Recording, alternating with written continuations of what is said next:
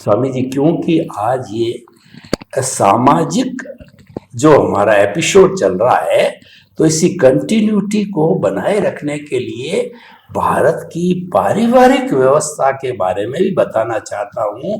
हिंदुस्तान की जो पारिवारिक जॉइंट फैमिली को पुराना लेता हूँ, तो विश्व की सबसे सुंदर व्यवस्था ऐसी विश्व में कहीं नहीं है। लड़का लड़की की शादी होती है, रिश्ते मल्टीप्लाई होते हैं। दादा ससुर, दादी ससुर, नाना ससुर, नानी ससुर, मामा ससुर, मामी ससुर, यानी कितना कितना होता है। ऐसा कहा जाता है कि 7 पीढ़ियों का जो है मेल बिठा दिया गया और साथ रहते हैं लोग। आज उस देश का, उस जॉइंट फैमिली का क्या हुआ, कहीं देखने को नहीं मिलती। सारी फैमिली न्यूक्लियर, अगर कोई थोड़ी बहुत है वो भी न्यूक्लियर होती जाती है। एक ही कमाने वाला, एक ही परिवार।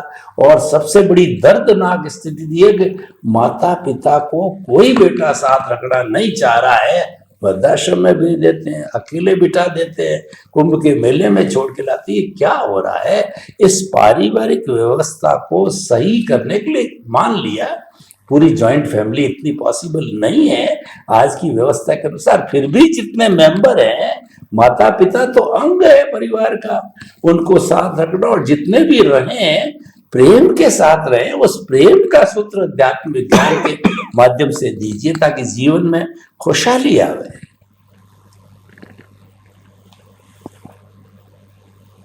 जय सच्चिदानंद। धन्यवाद।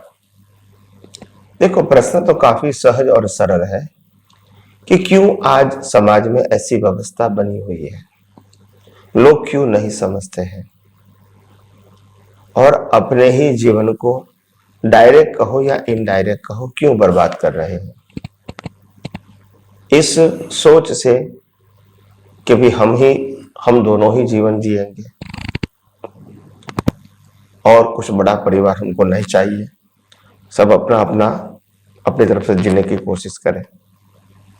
देखो, समाज में जो व्यवस्था होती है वो हमारी भारत की संस्था, भारत की जो संस्कृति है, सभ्यता है, मर्यादा है, वो ये है कि माँ बाप 25 साल, 30 साल, 35 साल तक आपके लिए जीते हैं, नौकरी धंधा कुछ करके आपको पैदा किया, बड़ा किया, पढ़ाया, शादी करवाया, बिजनेस में भी सेट करवाया, उसके बाद भी आपको हेल्प किया।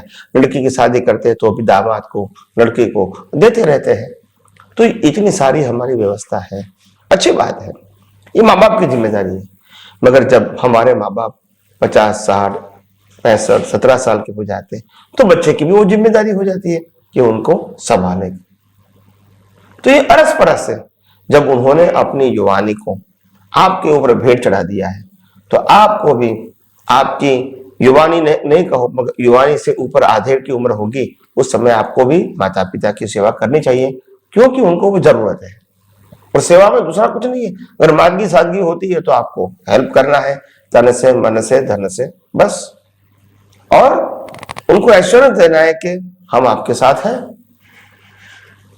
हर समय हर माँ बाप पैसा ही मांगता है ऐसा जरूरी नहीं है, मगर मॉरल सपोर्ट तो चाहिए, क्योंकि वो एजेड हो गए तो वो समाज के अंदर बाहर का जो काम होता है वो नहीं कर सकते। तो अगर आप वो ही कर सकते हैं तो उनके लिए तो मॉरल सपोर्ट हो गया। चलो, मेरी कुछ काम, बाहर के कामों की चिंता करने वाले हैं और खाना पीना का तो हम संभाल लेंगे, कहीं दवा खाने जाना है और कुछ प्रॉब्लम्स होता है, गवर्नमेंट का कहो, टैक्स का कहो, इनकम टैक्स का कहो, समाज का कहो, शादी का कहो, फंक्शन कहो, तो सबके अंदर हमको ये देखना पड़ेगा। तो इसीलिए हम सब मानते हैं कि इस प्रकार के जीवन की व्यवस्था है, उसमें हमको बहुत कुछ जागृत होने की जरूरत है। मैं ये नहीं कहता हूं कि रातों रात चेंज हो जाएगा, मगर ऑफकोर्स चेंज हो सकता है। हमारी सोच बदलनी पड़ेगी। और क्या सोच बदलनी पड़ेगी? हमारी वैसे भारतीय संस्कृति में तो अतिथि देवो भव है और जियो और जीने जीने का सिद्धांत है, और सभी व्यक्तियों को हम वेलकम करते हैं, तो परिवार के तो करेंगे ही। तो हमको सोच बदलनी है कि हम परिवार को कितना हेल्प कर सकते हैं।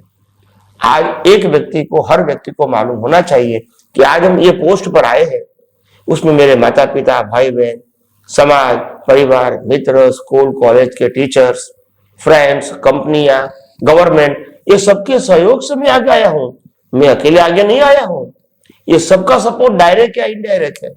तो इसको भी भूलना नहीं चाहिए और हम भी अपने जीवन में समाज के लिए क्या योगदान दे सकते हैं वो भी हमको समझना है। जय सच्चिदानंद। स्वामी जी, आपका बहुत बहुत धन्यवाद। आपने भारतवर्ष के अच्छे सामाजिक और पारिवारिक जीवन को जीने के अच्छे अच्छे सूत्र दिए। ये तो आदान प्रदान है। माँ बाप जब बच्चे के लिए करते हैं, उनको जब आवश्यकता होती है, जब बुजुर्ग होते हैं, तो उनकी संतान को करना चाहिए। और माता पिता तो एक अम्ब्रेला है, जीते जागते संसार के भगवान है, उनकी तो सेवा करनी ही चाहिए। जब व्यक्ति माता पिता की सेवा को भी अपना ध्येय बना देता है, तो ऑटोमेटिकली परंपरा उनके खुद की संतान देखती करती जाती का अच्छा वातावरण बनेगा।